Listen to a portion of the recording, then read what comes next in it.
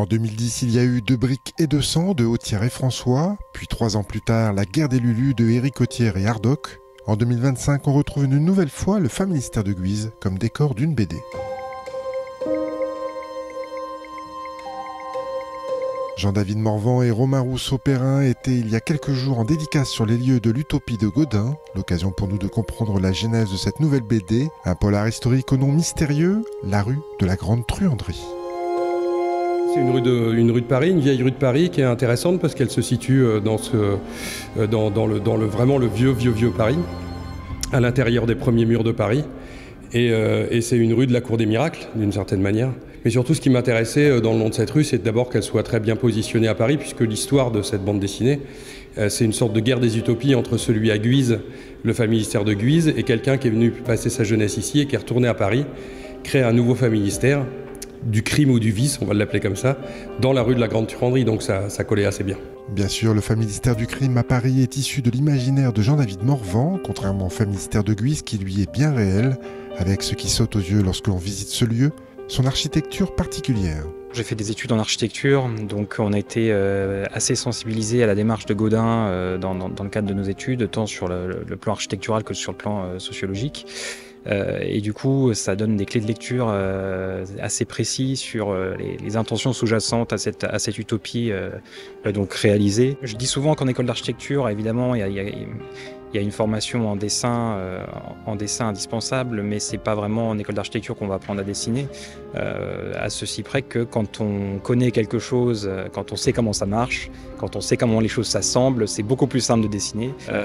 Et dans le cadre d'un travail d'auteur de bande dessinée, évidemment, ça aide à avoir le recul nécessaire pour ne pas être trop chargé d'un point de vue sur l'émotion que peut susciter le lieu lorsqu'on le visite pour la première fois. J'ai été vraiment fasciné par le familistère de Guise.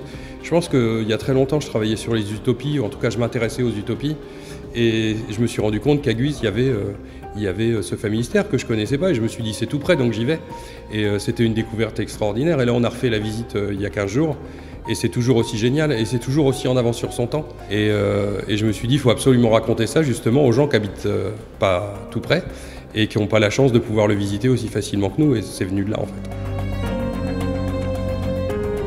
Je me suis rendu compte que Gaudin, ça s'était arrêté, en tout cas l'idéal du familistère en 68, au moment où les cheminées Gaudin, les poêles et tout ça se vendaient moins. Et je me suis dit finalement le seul point faible du familistère, c'est de vendre à l'extérieur du familistère. Et je me suis dit comment créer un familistère pérenne, c'est-à-dire qui se nourrisse, qui se paye de l'intérieur. Et effectivement, quand on parle des prostituées, des voleurs, etc., en fait, c'est un truc intérieur qui s'arrêtera jamais de fonctionner. Et donc Glane, qui est notre héroïne et qui a passé sa jeunesse ici, comprend qu'elle peut créer quelque chose d'autonome qui circule de l'intérieur directement. Et donc elle crée ce familistère-là, mais pour donner l'équivalent de la richesse à des gens qui sont encore plus mal vus que les ouvriers, qui sont les gens du crime et qui ne sont pas forcément plus mauvais, mais qui sont dans des conditions difficiles.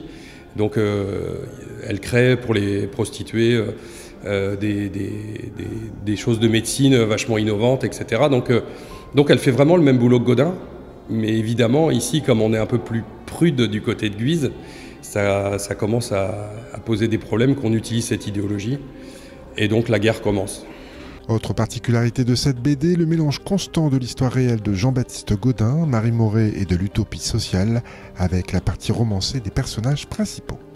Je ne vais pas réinventer Gaudin, je ne vais pas réinventer son fils.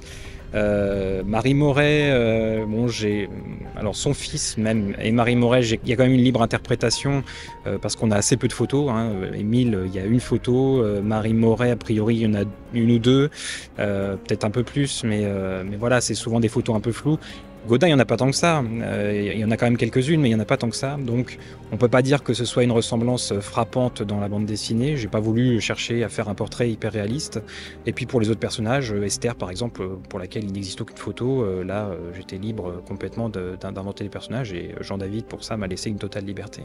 Ce premier tome de la rue de la Grande Truanderie permet de plonger dans l'univers caractéristique de la fin du XIXe siècle, où s'entremêlent les bas-fonds parisiens et l'utopie d'un industriel humaniste, ou comment une société voulue idéale à l'époque peut être transformée en cours des miracles améliorée.